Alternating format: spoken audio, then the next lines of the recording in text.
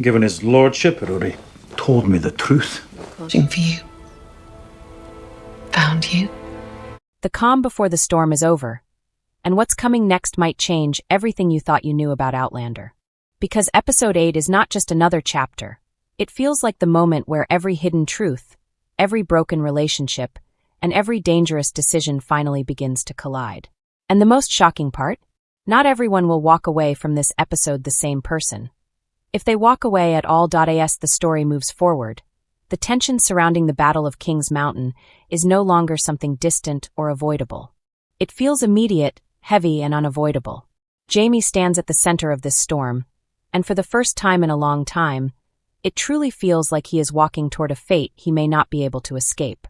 The weight on his shoulders is not just about war, it is about destiny. Everything we have seen so far has been slowly pushing him toward this exact moment. What makes this even more intense is the emotional conflict behind his decision.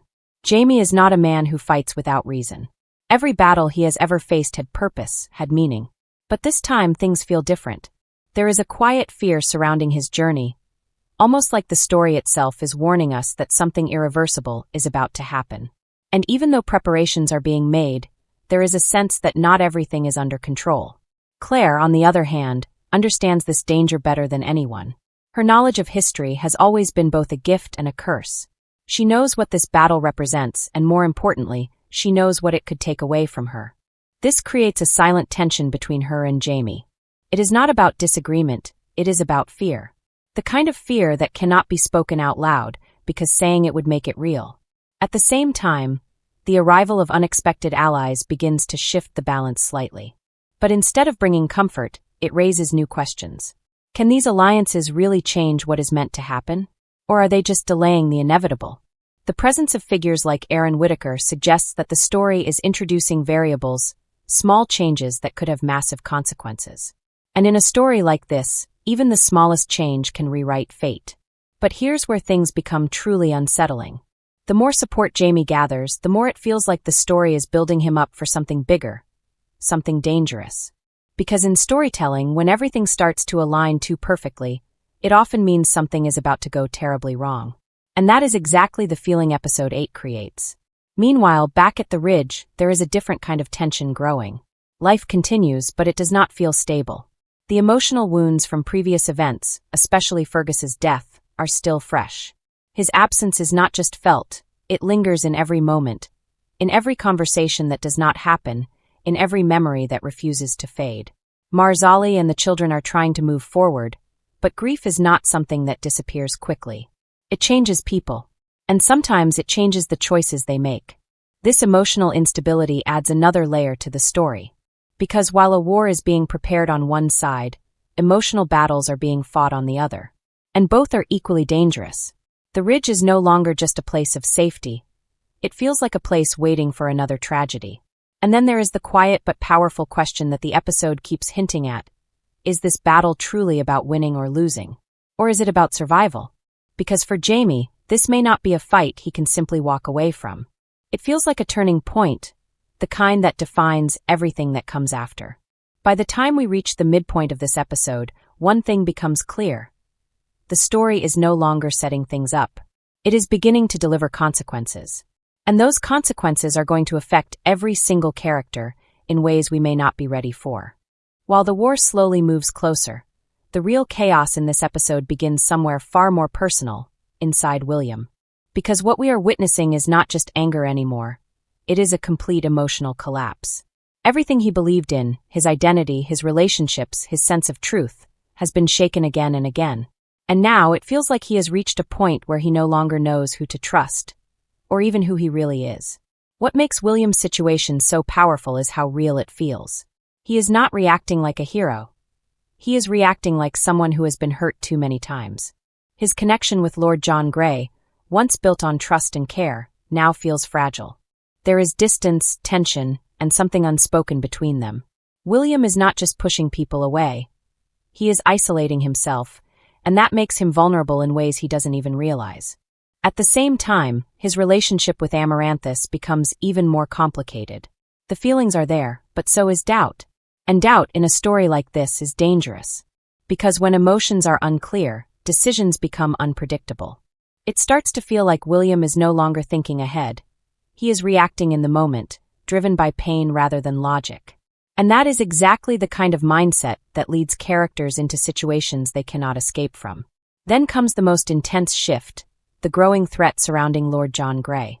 There is a strong sense that danger is closing in on him, but not in an obvious way. It feels calculated, quiet, almost inevitable. The tension builds around a single question. Who is really targeting him, and why now? At first, it may seem like this conflict is directly connected to William's anger.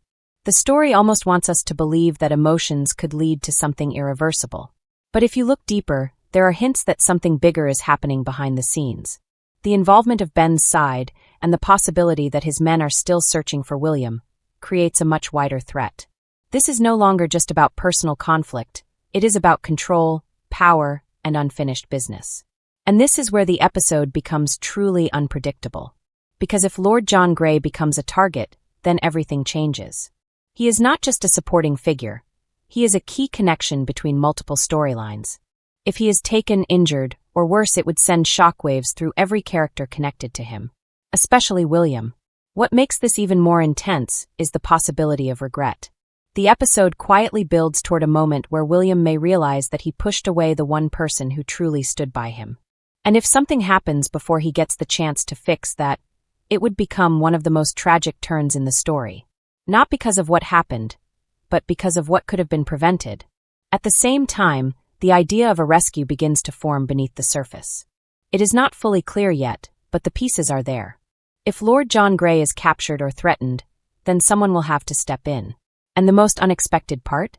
That responsibility may fall on Jaime, which creates a powerful emotional conflict, because helping him would also mean stepping back into William's life at a moment when everything is already broken between them.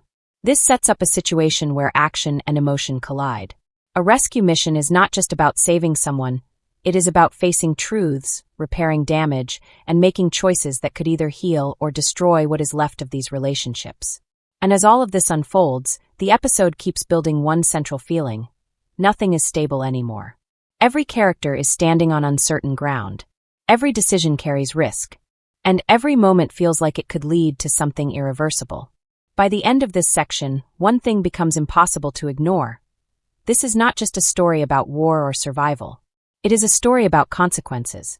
Emotional, personal, and deeply human consequences that are finally catching up with everyone.